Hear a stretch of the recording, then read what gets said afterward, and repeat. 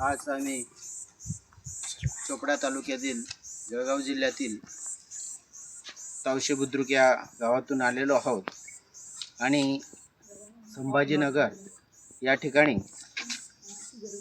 ज्या ठिकाणी संघर्ष करून भरपूरशे बौद्ध उपासक उपासिका यांनी संघर्ष केला आणि त्याच्यामध्ये बरेचसे शहीद झाले आणि या मराठवाडा विद्यापीठाला डॉक्टर बाबासाहेबांचं नाव मिळावं यासाठी संघर्ष करून यशस्वीरित्या मराठवाडा विद्यापीठाला डॉक्टर बाबासाहेब आंबेडकर मराठवाडा विद्यापीठ हे नाव मिळवून घेतले। या ठिकाणी आज आम्ही सर्व आलेलो आहोत आणि या ठिकाणी असलेल्या लेण्या ज्यांचा परिचय आपण या ठिकाणी पाहिलेला औरंगाबाद येथील गुफा, औरंगाबाद समूह, आसपास सतह से लेण्यांचा समूह आपल्याला या ठिकाणी पाहायला मिळतो। समोरच माहिती याची दिलेली आहे। येथे बौद्ध धर्माला समर्पित एकूण 12 लेण्या आहेत। त्या ठिकाणी 3 स्वतंत्र गटामध्ये विभाजित आहेत। पहिल्या गटामध्ये 1 ते 5 पर्यंत, दुसऱ्या गटामध्ये 6 ते 9 पर्यंत, तिसऱ्या गटामध्ये 10 ते 12 पर्यंत लेण्या आहेत। या लेण्या सुमारे 3ऱ्या ते 7व्या शतकात निर्माण केलेल्या आहेत। आता आपण सर्वच पुढे जाऊया आणि प्रत्येक लेण्यामध्ये जाऊन आपण वेळोवेळी माहिती घेऊया। तुमच्या समोर तो किती मोठा आहे।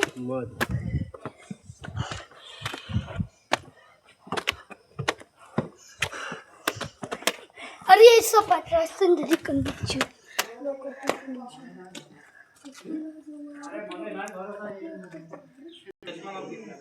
आता आपण ज्या ठिकाणी बौद्ध भिक्षू लेण्यांमध्ये ध्यानधारणा करत होते त्या लेण्या बघूया आणि पुढे जाऊया।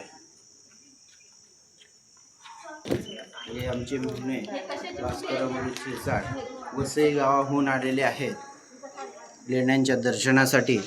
आता आपण पुढे जाऊन ज्या ठिकाणी लेणी क्रमांक 5 या ठिकाणी गौतम बुद्ध ध्यानधारणेमध्ये बसलेले आहेत। ध्यानधारणे करत असताना त्यांची या ठिकाणी पाषाण दगडामध्ये कोरलेली बुद्धांची ही मूर्ती 7व्या शतकातील खूप महान असं काम या ठिकाणी बौद्ध भिक्षूंनी केलेले आहे आणि पाषाण दगडामध्ये एवढे वर्ष होऊन सुद्धा ते या ठिकाणी बुद्धांची मूर्ती जशीच्या तशी या ठिकाणी दिसलेली आहे। आजकाल आपण छोटंसं घर बांधत असतो परंतु त्याचे लाईफ हे 1, 2, 20 वर्ष, 5 वर्ष, 10 वर्ष, 20 वर्ष, 25 वर्ष, 50 वर्षापर्यंत असतं। परंतु 6व्या आणि 7व्या शतकापासून आजपर्यंत जर तुम्ही पाहिलं तर बुद्धांची मूर्ती जशीच्या तशी आपल्याला या ठिकाणी पाहायला मिळते। विविध प्रकारचे या ठिकाणी कोरलेले आपल्याला बुद्धांचे विविध मुद्रांमध्ये कोरलेले आपल्याला या ठिकाणी पाहायला मिळते। आपण आताच पाहिलं की लेणी क्रमांक 5 आपण पाहिली। आता पुढची लेणी क्रमांक 6 आपल्याला पाहायची आहे। पुढे जाऊन आपल्याला पद्धतीने लेण्या कोरलेल्या आहेत हे बघायचं आहे। चला तर आपण आता पुढे जाऊया। तिकडे काही नाही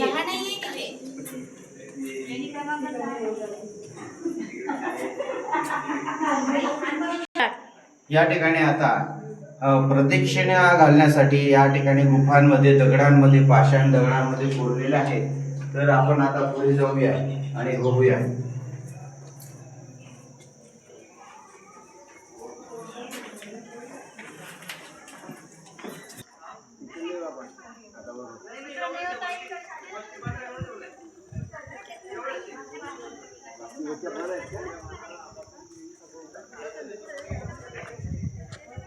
गुफा क्रमांक 3 मध्ये आपण आता आलेलो आहोत। या ठिकाणी त्याची पूर्ण माहिती दिलेली आहे। गर्भगृह प्रथम समूह में सबसे बड़ा विहार है। 5वीं शताब्दी का यह विहार है। 5वीं शताब्दीचं हे विहार आहे आणि पूर्व 5व्या शतकात जे लोक होते त्यांनी खूप मेहनतीने या ठिकाणी कोरीव काम करून बौद्ध भिक्षू या ठिकाणी राहायचे। बुद्धांची या मूर्त्या या ठिकाणी मेहनतीने कोरलेल्या आहेत। चला तर मग आपण गुफा क्रमांक 3 पाहूया।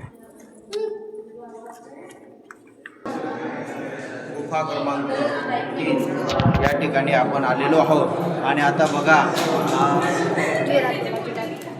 या ठिकाणी शिलालेख आहे.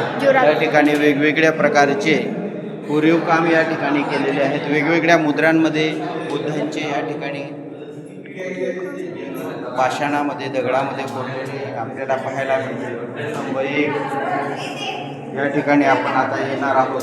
समोर या ठिकाणी कोरलेले इथं महामाया असेल वेगवेगळे कोरीव काम या ठिकाणी केलेले आहे. बघा वरपासून किती छानसं असं 5व्या शतकातील हे काम आहे. 5व्या शतकामध्ये केलेलं हे काम आज आपण पाहतो.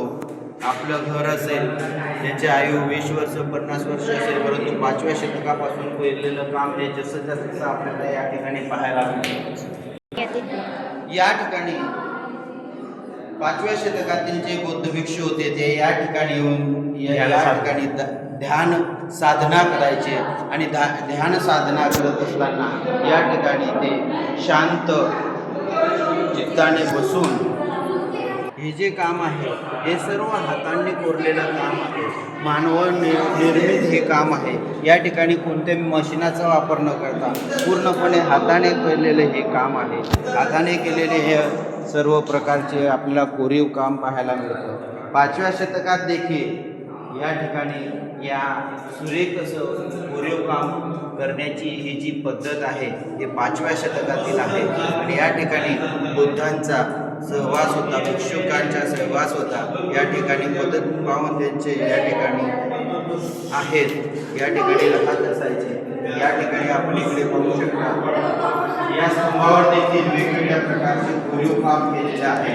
या ठिकाणी बौद्ध भिक्षू ध्यान धारणेसाठी बसायचे आणि विश्वाला शांती मिळावी यासाठी ते शांतीचा मार्ग दाखवणारे विश्वदूत शांतीदूत गौतम बुद्ध यांचे अनुयायी या ठिकाणी राहायचे आणि जगासाठी शांतीचा मार्ग दाखवण्याचे ते काम करायचे. हे एवढं महान असं काम, एवढं कोरीव काम या 5व्या आणि 6व्या शतकातील काम या ठिकाणी आपल्याला पाहायला मिळतं. आता आपण इकडे पाहूया तर या ठिकाणी गौतम बुद्धांची मोठी अशी मूर्ती या पाषाणामध्ये दगडामध्ये कोरलेली आपल्याला पाहायला मिळेल. चला तर आपण पाहूया.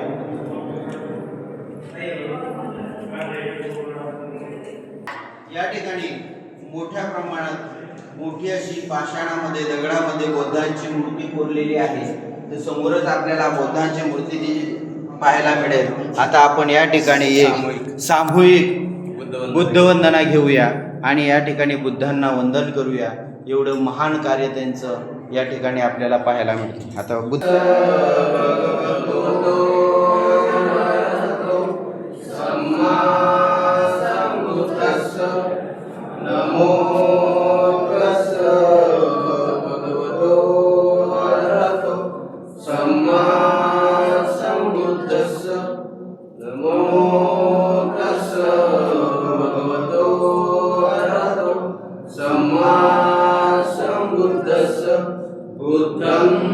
शरणं गच्छामि धम्मं शरणं गच्छामि संघं शरणं गच्छामि द्वितीयंपि बुद्धं शरणं गच्छामि द्वितीयंपि धम्मं शरणं गच्छामि द्वितीयंपि संघं शरणं गच्छामि तृतीयंपि बुद्धं शरणं गच्छामि तृतीयंपि धम्मं शरणं गच्छामि तृतीयंपि संघं शरणं गच्छामि पाणातिपाता वैरमणि शिक्षापदं समादयामि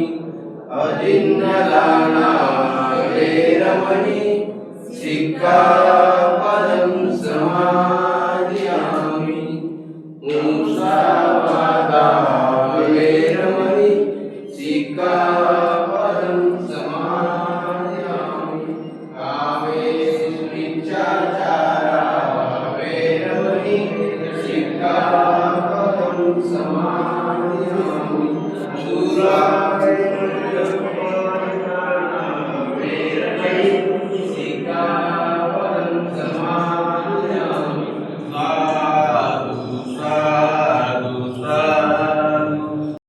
या ठिकाणी गुफा क्रमांक 3 मध्ये आपण बुद्धवंदना घेतलेली आहे. आता आपण पुढच्या लेणीकडे जाऊया. पुढची गुफा क्रमांक आपण पाहूया. चला तर मग पाहूया. अशा प्रकारे तुम्हाला वेगवेगळ्या लेण्यांच्या गुफांची माहिती मी देणारच आहे, परंतु हा व्हिडिओ पाहत असताना आम्हाला सबस्क्राईब करा, लाईक करा आणि शेअर करा. चला तर आता आपण पाहूया पुढची लेणी. तर तुम्हाला मी आता दाखवणार आहे की सम्राट अशोकांच्या काळामध्ये 6व्या आणि 7व्या काळामध्ये कोरलेले हे सर्व पाषाणामध्ये वेगवेगळ्या प्रकारच्या मूर्त्या, परंतु या ठिकाणी आता काही मूर्त्या जीर्ण झालेल्या आहेत. तुम्ही पाहू शकता या ठिकाणी वेगवेगळ्या माध्यमातून त्या काळातील त्या लोकांचं कौशल्य कशा पद्धतीने होतं, किती रेखीव काम ते करत होते. आपण आता साधा पेपर घेतला तर त्या ठिकाणी आपण वर्क करत असताना वेगवेगळ्या प्रकारचं डिझाईन काढत असताना एक डिझाईन काढायला आपल्याला बराच वेळ जातो, परंतु त्या काळातील कुठल्याही प्रकारचे शिक्षण न घेता त्यांनी केलेले रेखीव काम, कोरीव काम कशा पद्धतीने केलेले आहे, तर खरंच ते आपल्याला पाहण्यासाठी आणि ते ज्ञान ग्रहण करण्यासाठी खूप महत्त्वाचं, मोलाचं आहे. चला तर आपण पाहूया आता लेणी क्रमांक 2. सर, आपण आता लेणी क्रमांक 2 मध्ये आलेलो आहोत आणि पाहणार आहोत की या ठिकाणी तथागत गौतम बुद्ध विश्वाला शांतीचा मार्ग दाखवणाऱ्या तथागत गौतम बुद्धांच्या वेगवेगळ्या पद्धतीने वेगवेगळ्या मुद्रांमध्ये आपल्याला या कोरीव काम या ठिकाणी पाहायला मिळतं. चला तर आपण पाहूया. प्रत्येक पाषाणावर गौतम बुद्ध असतील त्यांच्या वेगवेगळ्या मुद्रांमध्ये ते आपल्याला या ठिकाणी पाहायला मिळतात. सर्व प्रकारच्या मुद्रा, ध्यानस्थ धारणा असेल, हे बघा वर देखील आज सुद्धा त्या जशाच्या तसे आपल्याला पाहायला मिळतात. प्रत्येक या ठिकाणी गौतम बुद्धांच्याच आपल्याला या ठिकाणी मूर्त्या पाहायला मिळत आहेत. बघा